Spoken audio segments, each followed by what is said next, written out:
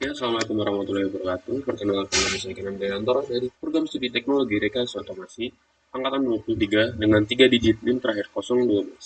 Pada kesempatan kali ini saya akan mempresentasikan atau menjelaskan tentang kontrol motor DC dengan interface Qt dengan program AI.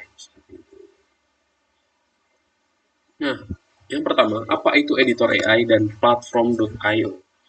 Editor AI sendiri adalah lingkungan penulisan kode yang dilengkapi kecerdasan buatan untuk membantu Anda menulis, memperbaiki, dan memahami sintaks program secara otomatis dan lebih cepat. Untuk editor AI sendiri di sini ada beberapa opsi. Yang pertama ada kursor, black box, atau VS Code dengan ekstensi AI. Dan umumnya biasanya menggunakan kursor dan VS Code tadi. Lalu untuk platform I/O sendiri adalah sebuah ekosistem pengembangan. Biasanya berupa ekstensi di dalam kode editor. Di sini saya menggunakan VS Code yang berfungsi sebagai alat profesional untuk memprogram berbagai jenis microcontroller seperti Arduino, ESP32, atau STM. Dengan sistem manajemen library dan uploading yang jauh lebih rapi dan canggih dibandingkan Arduino IDE standar. Jadi untuk platform I/O sendiri ini bisa menjadi penggantinya Arduino IDE atau mungkin STM32 Cube atau STM32MX dan atau mungkin STM32 Cube IDE seperti itu. Nah, untuk instalasinya sendiri, pertama AI Editor. Untuk memulai, unduh installer AI Editor dari tautan materi yang disediakan. Setelah diunduh, ikuti pengiling instalasi untuk mengkonfigurasi ekstensi AI di editor pilihan Anda. Pastikan semua fitur berfungsi dengan baik untuk memaksimalkan efisiensi dalam penulisan kode dan debugging. Untuk instalasinya sendiri di sini sama seperti instalasi software pada umumnya. Misal kita menggunakan kursor, ya kita tinggal install kursornya saja seperti itu. Nanti di sana udah terdapat built-in extension AI-nya sendiri.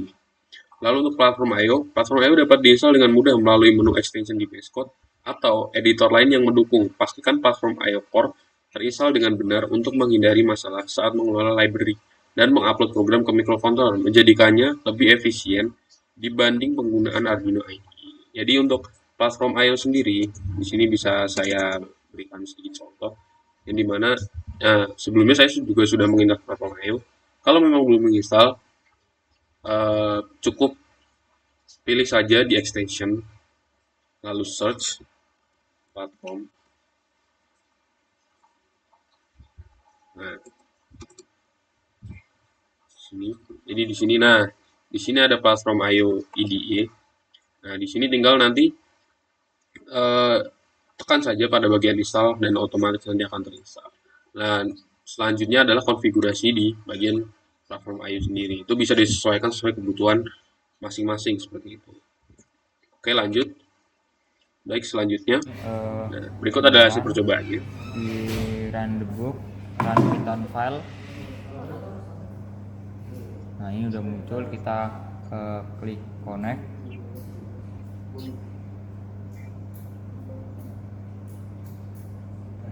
Ini speednya masih 0, di tengah-tengah forward dan reverse. Kita ke kanan, kita dari kanan itu forward. Ini 41 BM ya. Semakin ke kanan semakin cepat. Pindah ke kanan. Kalau ke kiri itu pindah ke kiri.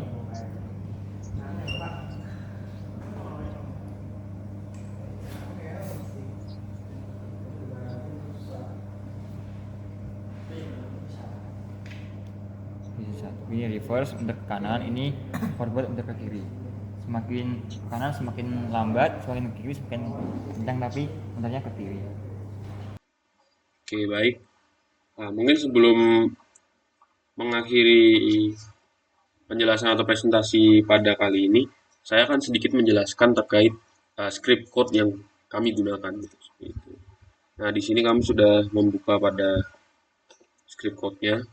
Pertama ada main.c++ ini. Nah, di sini kita menggunakan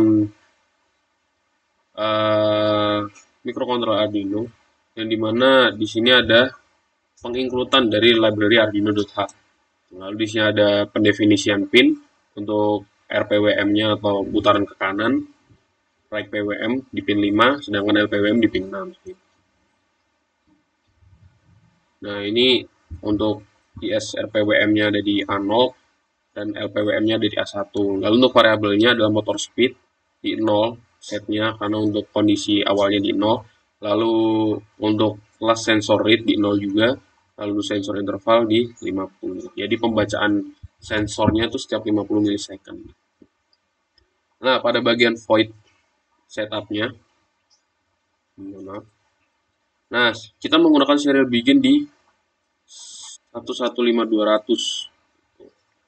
Nah, untuk pin modenya ada output. Nah, sedangkan ini input sebagai pembacaan. Seperti itu. Untuk lainnya ini serial pin untuk sebagai pendukung dan sebagai indikator. Itu. Nah, berikut adalah pada void loop-nya.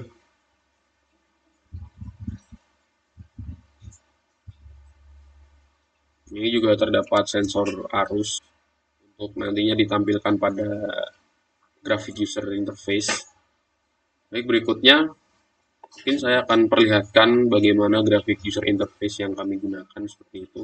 Itu ada sedikit pembahasan dari script code-nya. Nah, kita menggunakan Python. Di sini kita menggunakan Python Qt 5. Itu. Baik, sebagai taran.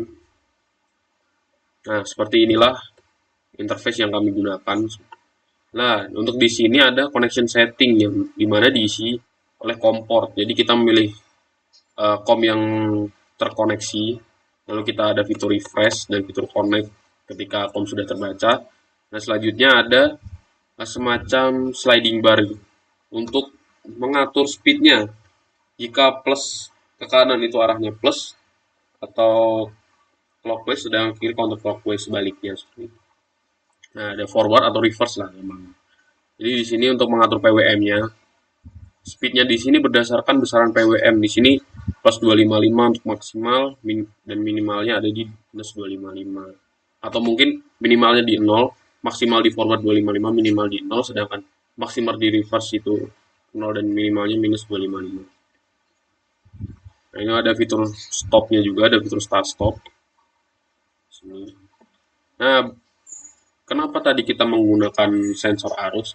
Nah, ini fungsinya adalah untuk kita sebagai monitoring arus yang nantinya akan ditampilkan sebagai output grafik di sini. Nah, untuk RPWM-nya dan untuk LPWM-nya seperti itu.